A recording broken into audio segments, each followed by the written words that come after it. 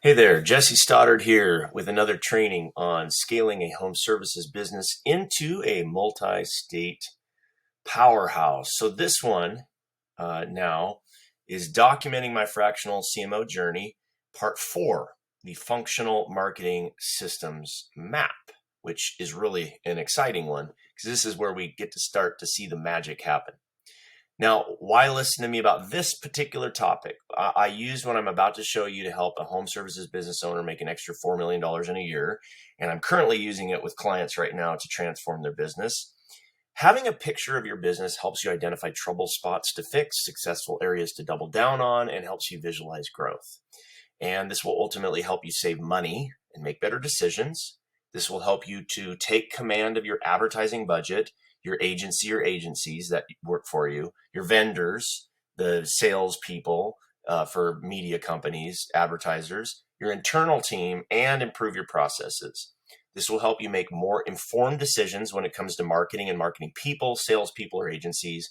And the next time some salesperson or employee offers to do something different for your marketing or sales process, you have a standard by which to judge the idea by, and you can make them prove that it makes sense in the big picture and then figure out how it fits in. So it really keeps you on track and also, and your team on track. So a little warning, this is detail-oriented thinking required, all right? You might want to use software like Lucid Chart, which is what I really love, but you can do it on a piece of paper if you want. So there really is no excuse. You could do it in Word or something. You just need to draw something up visually. You'll have to identify every step of the process from start to finish. All right. You'll begin with the end in mind, and you can reverse engineer or build it backwards from the sale back to the prospecting if that works better for you. You can do it forward or backward or forward, doesn't matter. And you'll see what I mean after you look at a picture of it. The beginning is the first step in prospecting, and the end goes beyond just getting a customer into the realm of upsells, retention, referrals, and more if you choose to. So you can get really detailed or you can start broad. So you can keep it high level to start and then come back and fill in more nuanced steps later. That's fine. I would recommend doing that rather than putting it off forever, which tends to happen, right? We're all procrastinators. So first of all, let's talk about the functional marketing systems map. There's a little registered trademark on the functional marketing component of this because I need to give credit where credit's due. What's the difference between a systems map and a functional marketing systems map? Well, the functional marketing systems map is part of the CMOx processes. And CMOx is an organization that I'm a part of with a whole bunch of really smart CMOs, probably much smarter than me. And I glean from them. And Casey Stanton with his program over there is pretty fantastic. And he came up with that. So give credit where credit's due. You can, I'm not going to go into all of what goes into that, but you just understand where this is coming from. The fancy term is because we integrate this into other systems, and other systems feed into the creation of this map. It's part of a functional marketing system that includes all of the other documents and processes that I've been teaching, in other videos and more, but don't sweat it because you don't need to be so fancy if you don't want. You just make a regular old systems map without the functional marketing registered trademark part, right? So it's really just the systems map that we're focusing on today. So let's go. All right, so the systems map overview, here's an example one that I created for a client, and I kind of whited out a few, things because I don't know if they would want me to share this. And yours is going to look totally different or the same or similar. The idea is not that you need it to look like this. The idea is that we need to map something out.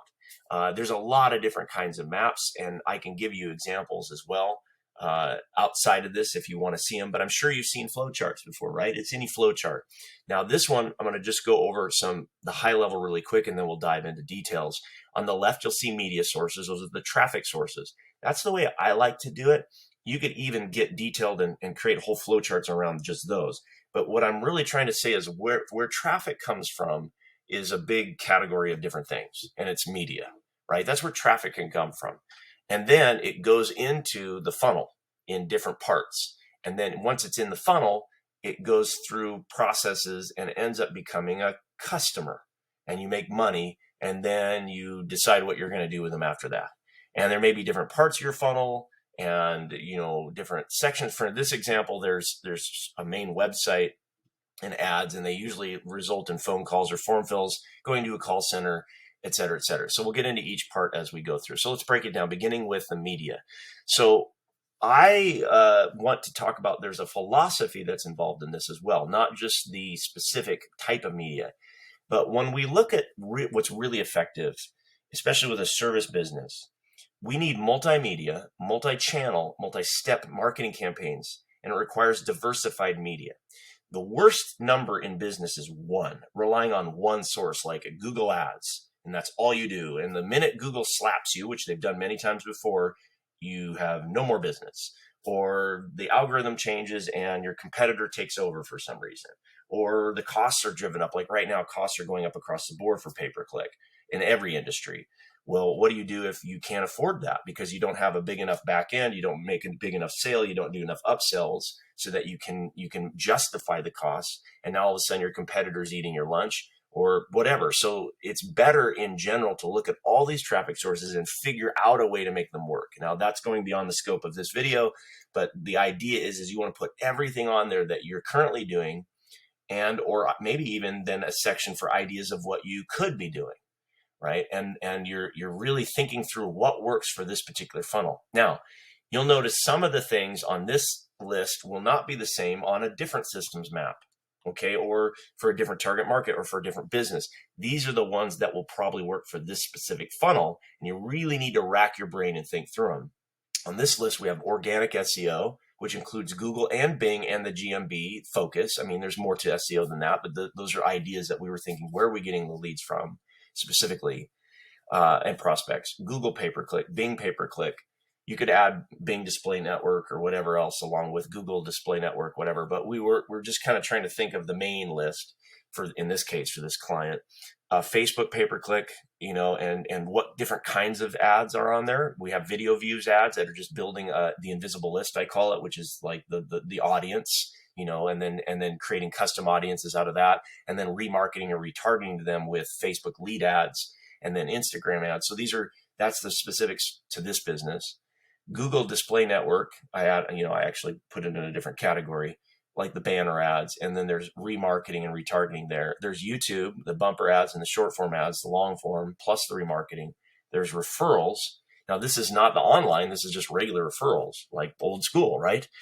Customer referrals, but then there's also, in this case, there's property managers, contractors, real estate agents, home inspectors, different kinds of target markets that would give us referrals. So I'm not actually, by the way, we have to get those contractor referrals, and getting them is marketing, but that would be a whole different systems map because that's a different target market. So this is only the referrals that come from those people. We want to put them into our funnel, and we may have to add, that we have to add maybe parts of the funnel in the future to customize to those particular sources. Like, hey, speaking out to, hey, customers or clients of, Sally Smith's real estate agents. Customer. Thank you for coming to this website. We have a special gift for you. Now, I'm not even going that deep yet. We're just saying, well, everybody's going into this funnel for now. Print marketing, every door direct mail or sales letters sent, Valpak, money mailer, etc., local magazines, postcards, door hangers, the 5 arounds, which is where the guys, when they go out to do the job, they hit the 5 houses around the house that they're working on with a door hanger or a flyer. And then, yard signs too, and that kind of thing. Radio, local targeted TV, OTT, over the top media types of stuff. So there's a huge list here, and going beyond the scope of this video discussing those, of course, is not going to be what we're doing today, but you need to at least have a list somewhere. And then you're going to test everything. And old media is not dead, by the way. I want to mention that old media can sometimes work better than new media, but what's better is to combine them in the multimedia, multi-channel. So online, offline would be, they come in off of a Google ad, they fill out a form that necessitates more information like their home address, then you send them a postcard or a letter, so that's offline, or make a phone call, and then they receive a postcard in the mail, which sends them back online to opt in for a free report or membership site or something else special. What you're doing with that is you're essentially getting more a lot more engagement, and you're also collecting a lot more information on the customer so that you have way more to follow up on.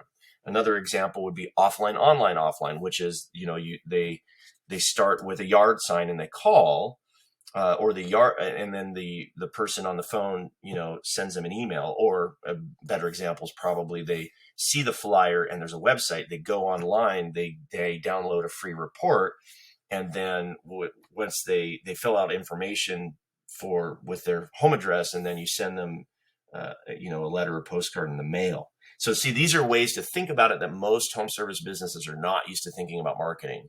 It's not just online, it's not just offline, it's both, and they're integrated. That's the key. So now, back to the funnel. What happens when you get people in the funnel? Well, what are they going to? Well, first is the bottom of the funnel. That's the primary lead generation method. Bottom of the funnel is what most businesses are already doing, or already doing at least part way, and maybe still have holes in the bucket that need to be filled and things to be fixed. But in essence, this is the people that are ready to buy now. So bottom of the funnel versus top. If you imagine a funnel, the people at top are in awareness, and then further down there's interest, and then further down there's desire, and then further at the bottom is action. An example for a plumber would be, oh, my toilet broke. It's an emergency, water spraying all over the place. I need a plumber, in the next 5 minutes, or I'm calling the next guy. That's bottom of the funnel. They are ready for the plumber. Okay. Now, top of the funnel is, I wonder if, I have leaks and I'm not aware of them yet. And I would like to not waste water or have damage to my home, so I could use an inspection or an investigation or an audit or something like that, but I'm not even sure if I want one yet. And I'm going to start looking, around at, about plumbing leaks, right? So that's so top of the funnel. They're not ready they're not ready to talk to you yet. They don't even have awareness of you yet. They're just curious, right? So that's totally different person than the people at the bottom. Now, here's the thing about the bottom, though. They're the best. Everybody wants the bottom of the funnel leads. They're the sales ready leads. Here's the reality is the vast majority of people are not there yet. They're at the 95% is not a bottom of the funnel. It's only the 5%, and we're all fighting over the same 5%. So you definitely need to have a really good funnel for the bottom, but you also want a top. We'll talk about that later. In this case, we have a click to call.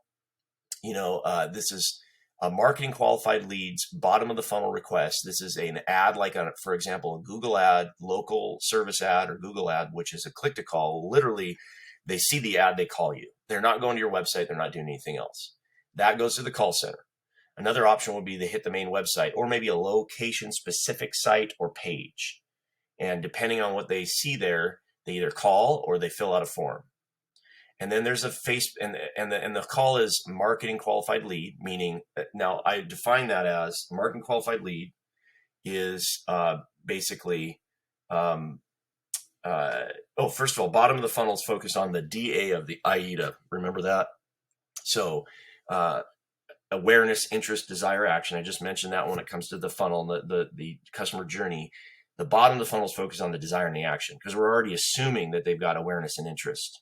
Right? The awareness and interest happened quick because they had a need and they saw the website that made them aware, and then they're interested. Right? So we're like skimming by that and going straight to like the bottom part, the last part of the equation, and awareness, interest, desire, action. And then it's only a small percentage of the market, like I mentioned. And when we take the marketing qualified lead, again, now I'll get back to that, that's defined as the lead, or it's really more of a prospect. It's almost like there's a process for these people, and as I go through the process, I like to define it as a suspect, a prospect, and then a lead. A suspect is somebody you think might be interested in your services, right? They're roaming around on the internet somewhere, but they may be a list that you might try to target, for example. That's a suspect, right? Or a Facebook custom audience. It's a suspect. Prospect is somebody that raises their hand and says, I might be interested in information first marketing, it plays to that. Or I might be curious to learn about if there's leaks in my home. I'm not ready to talk to you yet, but I'm curious. That's a prospect. And a lead is somebody that says, please call me, or please come to my house and check it out. For a service-based business, I focus on MQLs and SQLs. And MQLs, a marketing qualified lead, means they have filled out some kind of a form, or they've made a phone call, or they've just given you email address. Okay, like for example, my free report, give me an email address. Okay. A sales qualified lead is one that actually ends up with an inspection or an audit or your call, an appointment. Basically, it's an appointment. So over here, we're still at marketing qualified leads, either form fills or phone calls, and then it goes to the call center, and then they're going to follow up. There's a follow up sequence, including a minimum of 1 week of calls, texts, and emails. And that I didn't go into detail here, but that's different. That's you should have a lot of that. That should be a whole separate process that's documented with at least 7 calls and texts and emails, just to try to get them scheduled. If they're scheduled, then they go on to the basically the inspection or audit or your estimate or whatever it is where you have an appointment. Okay, and then they're actually a sales qualified lead. If they get on the schedule, we call them a sales qualified lead. Now they may cancel off the schedule and never actually have the appointment. That's fine. They're still SQL. If the salesperson gets it and doesn't close the sale, that happens. They're still an SQL. If they get to here, they're an SQL, sales qualified lead. If they're not, they're still a marketing qualified lead. So that's how we separate the lead line from marketing to sales. Basically, it's right on this line. Scheduled, it's in the sales department. Not scheduled, it's still in the marketing department. What do you call the call center? They're kind of both, right? But I like to keep them. They're a little bit on the sales, and they're the transition between marketing and sales is what they are. Okay, that's how I look at that. All right, on the back end now, let's say they get scheduled. Well, then we have a pre-inspection sequence. We mentioned it. Now this is where you really get tricky. This is where you can really get sophisticated. They set an appointment, but we're not done marketing to them. Now you email them a link to the success video, plus an appointment confirmation email and a text message. Okay. A lot of companies already do appointment confirmations because the software will do it, or the guy calls on his way to the job or whatever. But I'm talking, take it to another level. Like, hey, we are so excited to meet with you. Check out this video, which explains what you can expect at your appointment. And then it pre-sells for them. And it shows all the reasons why the 27-point inspection is going to, be the best thing they've ever done for their home. And that is a whole process right in there, that pre-inspection sequence. And then following up with the appointment confirmation, et cetera, et cetera. Like, we're really trying to make sure that we solidify the appointment and pre-sell as much as we can so that the salesperson is less and less needed. Really, you want them to be an order taker, so they don't have to be like a highly trained sales professional. If you've got highly trained sales professionals, it just makes their job easier and better, right? Then they can upsell and sell even higher ticket. They're going to have higher closing ratios, yes, but more importantly, they're also going to have higher ticket price. They're going to have a higher order value, average order value, right? Instead of selling a $2,500 job, they walk out with a $5,000 job or a $10,000 or $20,000 job, right? So that's all a part of that orchestration, right? Just like think Disneyland and Disney World, the Disney company, they orchestrate everything, maximize to extract as much money from us as possible. So, all right, now then they sell? Yes, okay, you make your money, and then you move them into a review sequence and referral sequence. That is, wanted to see how we did, and oh, great, wonderful, would you mind leaving a review? Here's all the links to make it really easy, and that's where you can use software, which a lot of companies do, or you have a manual process that's equally efficient. It's best to send out personalized emails and texts with the links included, so you make it really easy. The referral sequence is similar. You're asking for a referral. Well, you should probably be asking referrals here. You ask for referrals multiple times, but at bare minimum, you're asking for referrals after the sale. And then after the job is done as well, of course. Then if not, well, then the sales manager has an attempt to recover it. So they can call and do different techniques, like the throw them under the bus technique. Hey, so-and-so just wasn't feeling hot that day, or they're off their game just a little bit. They're normally amazing, and I think they did a good job, but I think we can do a better job for you to come out and make you a special offer. Is there anything we can do to earn your business, kind of thing, right? That would just be one example of it. Or, we've got a special, it's, here's the downsell if the main one didn't work. And so you make another attempt. And that's pretty much that part of it. Now, the marketing qualified lead, again, marketing qualified lead is MQL, sales qualified lead is sales qualified lead, SQL. And this is in the SQL section. Okay. So what about the long-term follow-up that happens after this? Okay. Well, then what we do is the arrow, you'll notice, goes down and to the left. And we have this long-term follow-up sequence and a newsletter. Now, by newsletter, I don't just mean an email newsletter, although that's okay. Most of them are terrible if you can find a way to make them engaged. But what I'm really talking about here is a print newsletter, actual offline marketing. Um, every study I've seen shows that it drives up retention, sales, and referrals by an order of magnitude. And yet almost nobody does it because they think, that's too old fashioned. Or what are we going to write? Well, there's services that'll do it for you, but it's easy to build that out in-house. You'll be amazed at what people love about it.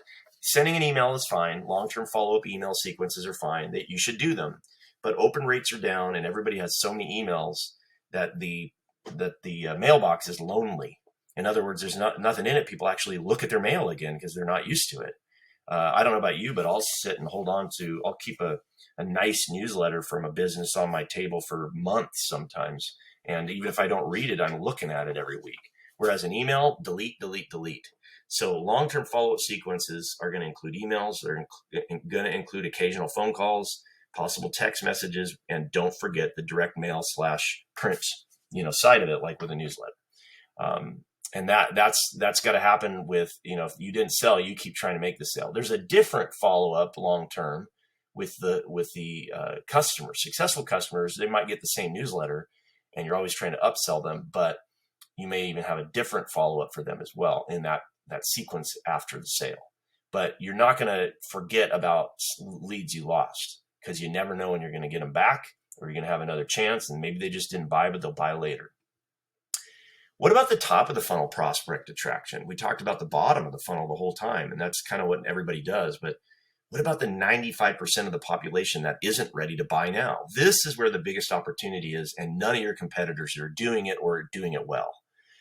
So we have a separate part of the funnel down here called the top of the funnel prospecting method. So same sources of traffic, but instead of, driving them straight to call you because they're not ready to call you, you offer information first marketing. You're not information marketing business because you're not just trying to sell courses and books and stuff, but you can use information on the front end of your business to drive prospects and leads. And the top of the funnel method, lead magnet 1 with a landing page, how to do something, right? How to, make sure that your home isn't leaking water in the walls, right? I don't know, right? How to know when your crawl space needs cleaning, how to know when your attic insulation is insufficient, whatever it is. Lead magnet number 2. So you want to develop at least one, I say 2. And then you're going to, when they opt in, with their email and name, very little information at first, but you're going to follow it. So you have a lead magnet delivery, you got to send it to them. Plus a one-time offer is what we call it in the marketing world, which basically means you're going to offer something special to those people that just happen to be ready to buy now, because you don't know, you're marketing to the top of the funnel, but a small percentage actually might be bottom of the funnel ready. And so once they opt in, the thank you page basically says, hey, by the way, before you go, would you like our free 27-point inspection? And email follow-up sequence to the inspection goal. That's always going to be the goal. Do they click that inspection offer? Yes. Well, then they go to the call center up here, right? Because that was, you found the needles in the haystack of the bottom of the funnel people in the top of the funnel activity. So you don't want to turn them away, right? But no, okay, well, they're just bottom of the funnel. Then you're going to send them the next lead magnet. Now, they might come in as lead magnet number 2. And I didn't draw an arrow here, but basically the same thing would be here. If they don't take us up on it, we offer them the other lead magnet. So this is a different one, a different topic that they might be interested in. And then they're going to go to your company's special landing page offer for your 17-point inspection. Your, audit is a great word to use. There's some copy strategy in that. Or something that differentiates you. Free estimate is not going to differentiate you. Everybody has that on every single piece of marketing and advertising.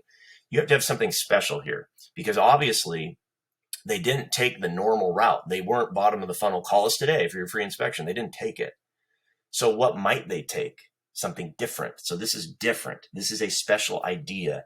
This is something that you don't have just out there all the time. This is something that is, like I said, it's a special offer. It's a mafia offer, an offer you can't refuse, right? So that goes beyond the scope of this video, but basically it's the special offer.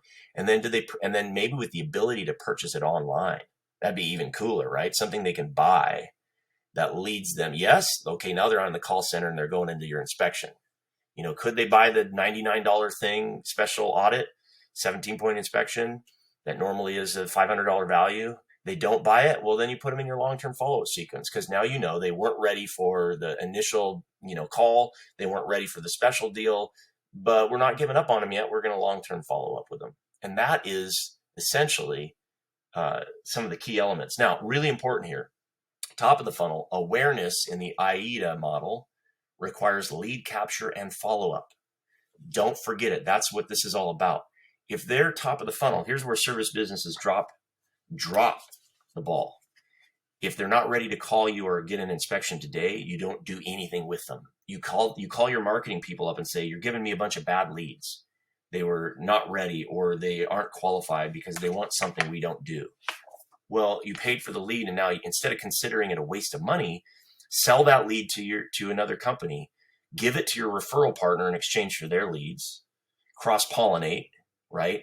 Or find a way to add the service and sell it and sub it out. Like, what are you doing, right? So they're top of the funnel. They're not ready for you yet, but they're not a wasted prospect. They're just marketing qualified, not sales qualified. So there's always something to do. And the bare minimum is to capture their information and begin following up for when they finally are ready for what you do. This is the biggest opportunity in the entire world of marketing for a service business. Most of you guys, I know it because every client I talk to, I've found maybe one out of like 100 that's even doing a half-assed job of this, right? So if you start doing this and following up with the marketing qualified leads that are not sales qualified, you can double, triple, quadruple your business. You make a guy like me cheap, right? Like, I can come in and we can deploy this and 10x your return on investment. And, yes, it matters what you say in these, and you got to do a lot of testing to find out what's going to produce. A lot of people create a lead magnet and it doesn't do anything, and then they think that this process doesn't work. No, it was just their marketing copy, their angle, their offer. That didn't work. There's always a way to make this work by putting in the discipline and doing it. So there it is. There's a big picture. You see how it all fits together. Traffic sources with the bottom of the funnel and also to the top of the funnel, integrated together if they're ready. Call center is that main place that they all go to. And then whether they sell or not, they all end up in the long-term follow-up sequence. And that is a basic high-level overview. Notice I said high-level overview. You could drill down, see this multi-step. This could have its own little flow chart. This could have another flow chart. This could have another flow chart. In Lucid Chart, you can actually do that kind of stuff or link to the other pages. But I wanted one big picture one because this is where you need to start. Get the big picture first, all right? This was just for the primary target market. Imagine having this for all target markets. In other words, this is for homeowners. We could have one just for real estate agents or just for our referral partners like other contractors or the property managers or the homeowners associations.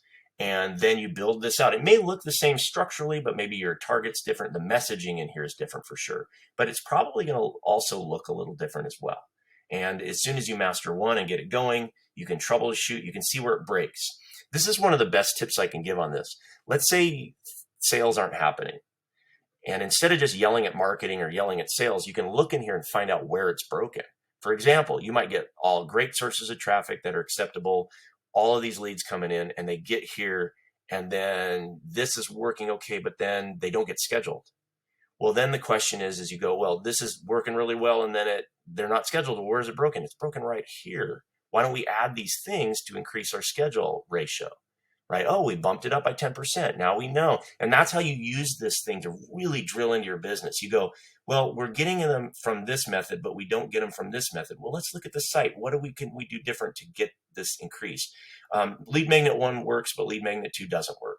Well, then let's fix lead magnet 2 or double down on lead magnet 1. They both work, but nobody is scheduling an appointment and nobody takes us up on this offer. Well, then can we fix this offer and can we fix the messaging in here, right? So this is scientific marketing, right?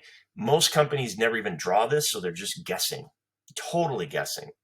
And when somebody comes along and gives them an idea, they're like, oh, let's try that. And if you're an entrepreneur, like all of us, you have the shiny object syndrome and the entrepreneurial ADD.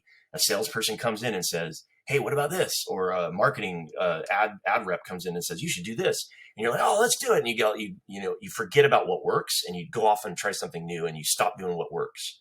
and you're just bouncing from one idea to the next idea to the next idea. And then you come back and go, well, I tried everything and nothing works, which is the stupidest way to run a business. The smart way is to go, no, all of it works if we make sure we create a system around it and we maximize it and we study it and look at the data and then determine how to make it better. Because then we can even make local targeted TV work and make it profitable if we know how our funnel works. And if somebody brings you a new idea, you don't get derailed, right? Okay, so this is just for the primary target market. Imagine it for all of them. Now let's review. Key takeaways. The systems map is your visual guide to your whole business, at least the sales and marketing funnel part of your business. You should defend your systems map and make people prove to you where their shiny new object idea fits in. This also keeps you from doing random acts of marketing, like some drive-by shooting marketing. It forces you to use systems and logical thinking. You can have multiple target markets, but you need to master one at a time, and you'll need a systems map for each one, since they all require different messaging at least, and some might need entirely different processes. And you can start with a high-level simple version and have your marketing team do a more detailed version to flesh it out later. I can't emphasize this too much. I want to go back to this point, just a second ago. You can defend the systems map and make people prove to you where their shiny new object fits in.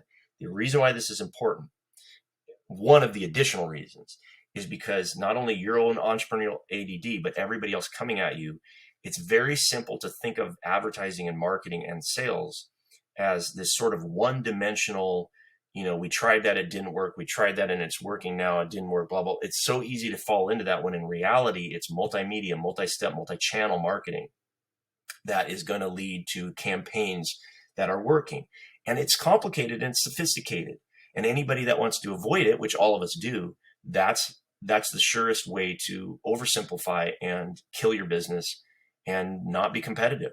The people that make the riches are mining for the gold, and the mining is work. It's complicated, and there's advantage to being complicated. You become harder to copy. Your competitors won't, even if they know how to do this, they won't do it because it's too much work. And that's a competitive advantage. It's difficult to copy. You raise the barrier to entry for your competitors by having these kinds of maps and funnels built. They can easily copy your ads or your copy. They can throw in a salesperson and have a call center.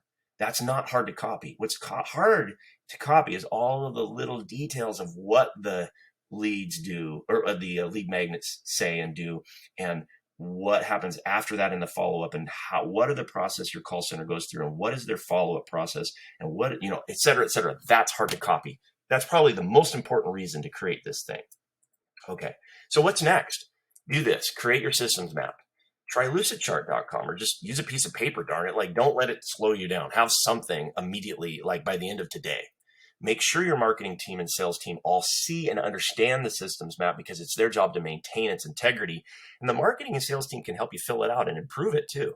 If you haven't already done so, go to getleadsfirst.com, because I have special offers on there and great information that will help you to decide whether you need somebody to do this for you. If you just want somebody to do it for you, that's what we do. All right. And hopefully you enjoyed this, and I look forward to learning more about your business. Take care.